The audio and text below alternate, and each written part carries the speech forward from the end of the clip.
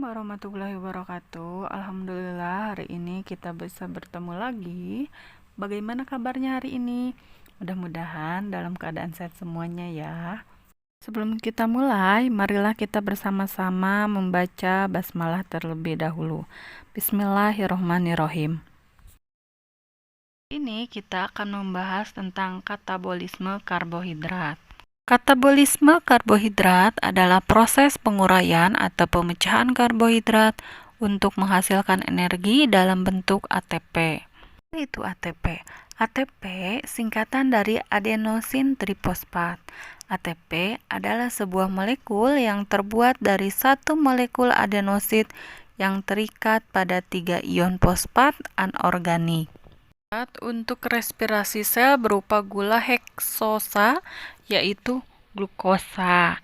Jadi, dalam katabolisme karbohidrat digunakan glukosa sebagai sumber energi. Katabolisme dibagi menjadi dua. Yang pertama ada respirasi aerob dan respirasi anaerob. Respirasi aerob adalah respirasi yang melibatkan penggunaan oksigen.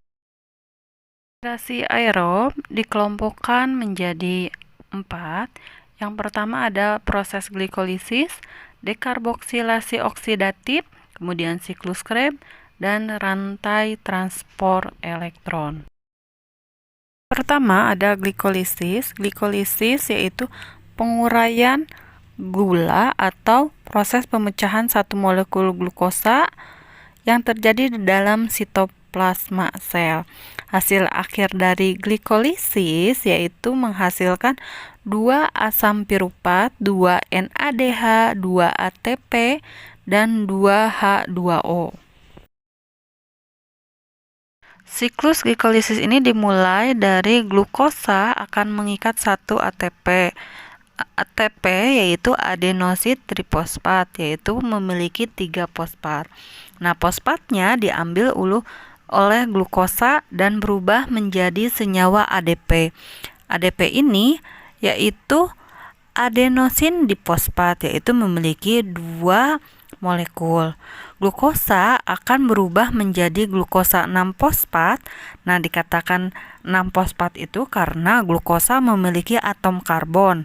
Nah, atom karbon ini yaitu yang berikatan dengan fosfat sehingga berubah menjadi glukosa 6-fosfat dengan bantuan enzim heksokinase. Tahapan selanjutnya, glukosa 6-fosfat akan berubah menjadi fruktosa 6-fosfat dengan bantuan fosfoglukoisomerase.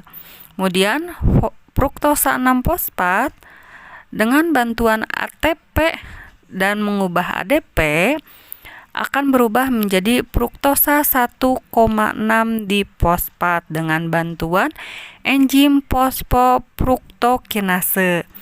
Kemudian fruktosa 1,6 difosfat dengan bantuan enzim aldolase akan berubah menjadi 2 enzim atau 2 gula, yaitu PGAL dan dihidroksiaseton fosfat. Tahapan tersebut disebut dengan tahapan penggunaan energi. Kemudian PGAL akan berubah menjadi 1,3 bifosfogliserat dengan bantuan enzim triisomerase dehidrogenase dengan melepaskan NAD menjadi NADH+.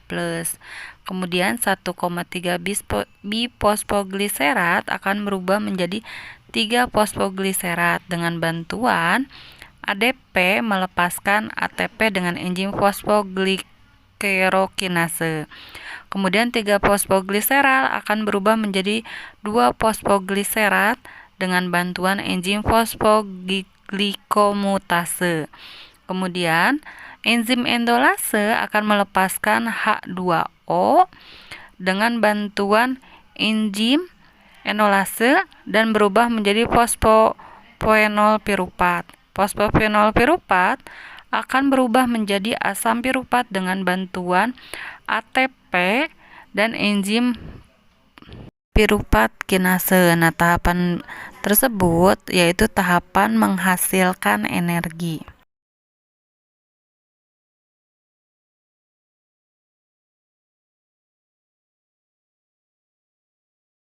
Untuk menghafal lebih gampang, kita singkat ya. Ganteng-ganteng, Padli, Pahri, pacarku. Ganteng artinya glukosa. Ganteng yang satu lagi, glukosa 6 fosfat. Kemudian Padli artinya fruktosa 6 fosfat. Nah, Pahri fruktosa 1,6 bifosfat. Dan pacarku artinya PGAL. Sintesis yang menghasilkan ATP disingkat pacar dia, Firman, Padli, pacarku. Pacar artinya PGAL, dia artinya 1,3 difosfogliserat, Firman 3 fosfogliserat, Padli 2 fosfogliserat, pacarku fosfoenol, dan aku asam piruvat. Jadi yang menghasilkan ATP cirinya menggunakan fosfat belakangnya, dan yang melepaskan fosfat atau menghasilkan ATP melepaskan fosfat menjadi gliserat. Yang kedua ada dekarboksilasi oksidatif atau reaksi transisi. Reaksi antara glikolisis dan siklus Krebs. Reaksi yang pengubahannya itu dari molekul asam piruvat menjadi asetil koenzim, yaitu terjadi di matrik mitokondria. Asam piruvat yang dihasilkan pada proses glikolisis akan dioksidasi dan dihilangkan satu atom karbon, sehingga menghasilkan fragmen berkarbon 2 yang disebut kelompok asetil dan mengubah NAD plus menjadi NADH. Ketiga ada siklus Krebs, siklus asam sitrat, terjadi di dalam matrik mitokondria, ditemukan oleh Sir Hans Aldo. Hasil akhirnya yaitu 6 NADH, 2 FADH, 2 ATP, dan 4 CO2. Siklus Krebs diawali dari asetil koenzim akan bergabung dengan asam aksoloasetat yang sudah ada di matrik mitokondria, membentuk asam sitrat atau asam trikarboksilat. Kemudian asam sitrat diubah menjadi isositrat. Kemudian asam isositrat dioksidasi menjadi asam alfa ketoglutarat dengan bantuan CO2 dan NAD. Dengan bantuan NAD+ dengan mengubah NADH. Asam alfa ketoglutarat dioksidasi menjadi suksinil koenzim dengan melepaskan CO2 dan menambahkan NAD+ menjadi NADH. Nah, kemudian berubah menjadi suksinil koenzim atau mendapatkan 4 karbon. Nah, di sini sebelum masuk ke suksinat akan mengalami suksinil ini akan diubah menjadi koenzim dan asam suksinat. GTP yang terbentuk memberikan gugus fosfat ke ADP untuk membentuk ATP sehingga menghasilkan suksinat. Asam suksinat diubah menjadi asam fumarat yang dioksidasi dari FADH menjadi FADH2. Nah, fumarat ini menerima H2O sehingga menghasilkan malat. Malat akan berubah menjadi oksaloasetat. Siklus Krebs disingkat menjadi osik susu puma.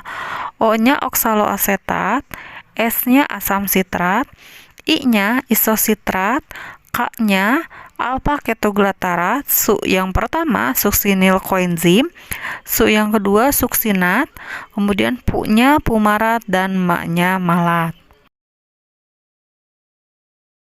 Yang terakhir ada rantai transport elektron terjadi di krista.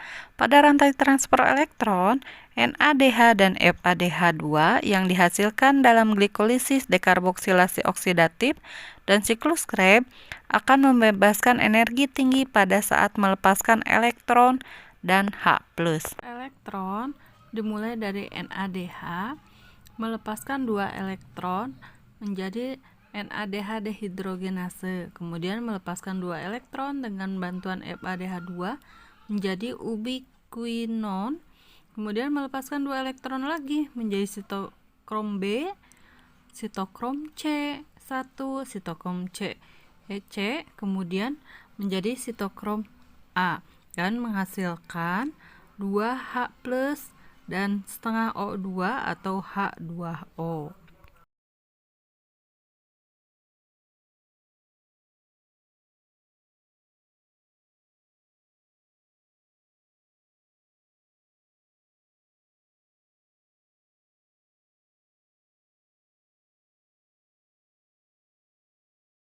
Pelajaran kita tutup dengan membaca hamdalah.